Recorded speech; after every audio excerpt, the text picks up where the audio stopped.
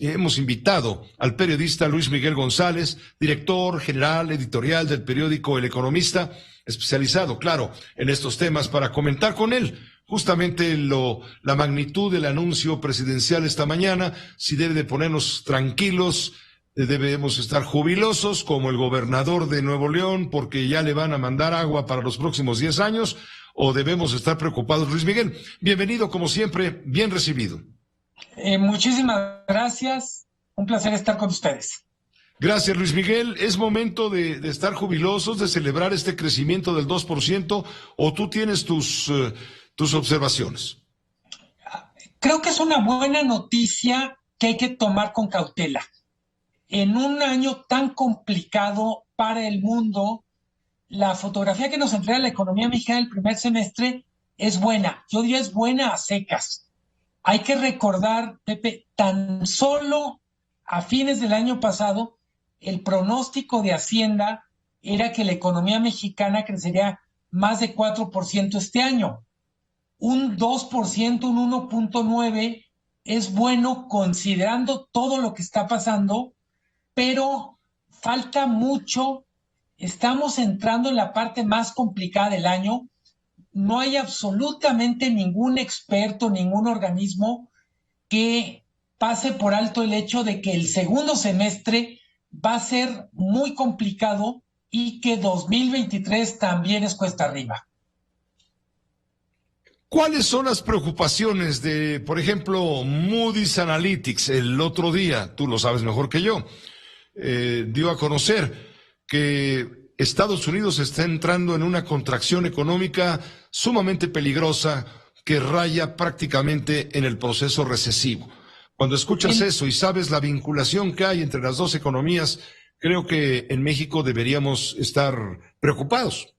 Sí, creo que una de las lecturas un poco absurdas de la cifra de hoy es comparar México con Estados Unidos como si fuera una competencia. Para decirlo con todas las letras, México y Estados Unidos más bien colaboran que compiten. Si a Estados Unidos le va mal, no hay manera que a la larga a México le vaya bien. ¿Por qué? Porque 30% de nuestro PIB directamente depende de la economía de Estados Unidos, y lo podemos decir hasta simbólicamente. Estamos hablando de las remesas, estamos hablando del comercio, las exportaciones, el turismo. No hay México, mejor, te interrumpo, México es adicto a las remesas. A las remesas y al comercio exterior, Pepe. Sí. México exporta más de $1,000 millones diarios a Estados Unidos. No solo son coches, son aguacates, son frutillas como zarzamora, etcétera. La zona norte del país, vamos a decir de Aguascalientes para arriba, incluyendo Jalisco, Guanajuato, básicamente son integradas de manera creciente a Estados Unidos. ¿Qué es lo que nos preocupa cuando decimos el segundo semestre viene más complicado? Los datos de la economía de Estados Unidos es la desaceleración, pero también la inflación. ¿Por qué hablar de la inflación en un momento en que el dato económico es de crecimiento? Pues porque mientras la inflación esté fuera de control, vamos a necesitar una política monetaria muy restrictiva, tasas de interés en México y en el mundo, y eso significa menor crecimiento. Con inflación alta y decisión de combatir la inflación, vamos a tener que poner en pausa estos datos de crecimiento hasta que no se controle la inflación. Esa es la realidad económico-financiera que tú estás detectando, por supuesto, que de alguna manera coloca las cosas en su sitio luego del optimismo presidencial manifestado esta mañana. Yo te quisiera preguntar, ¿hay riesgo de una recesión? Porque me llamó la atención de que en junio se registró un alza en los empleos. Quiere decir que se está moviendo la economía de manera favorable. Sin embargo, con lo que está pasando en Estados Unidos, ¿crees que también, si allá les da el catarro, aquí nos termine por dar pulmonía en lo que resta del año?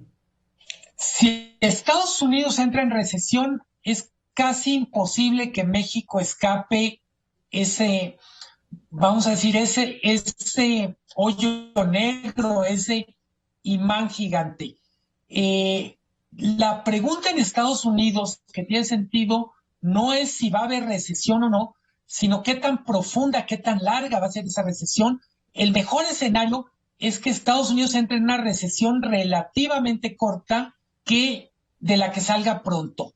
Para México no solo es el comportamiento de la economía de Estados Unidos medida en el PIB, es que se resuelva bien el tema de las consultas del TEMEC y que de alguna manera las inversiones están previstas para llegar a México no se encuentren con letreros del tipo ustedes no son bienvenidos aquí. Luis Miguel, finalmente te quisiera comentar lo dicho hoy, declarado hoy por el subsecretario de Hacienda, Gabriel Llorio, cuando a pregunta expresa explica que el subsidio del 100% al consumo de las gasolinas no está afectando, ese estímulo fiscal no está afectando de manera negativa las finanzas públicas. ¿Cuál sería tu opinión? Es un estímulo que lo han explicado muy bien, tiene como objetivo frenar la inflación.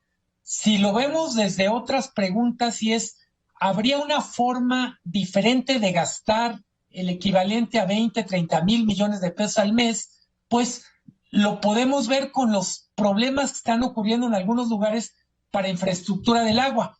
¿Cuántos problemas estatales, municipales de agua se podrían resolver con ese tema?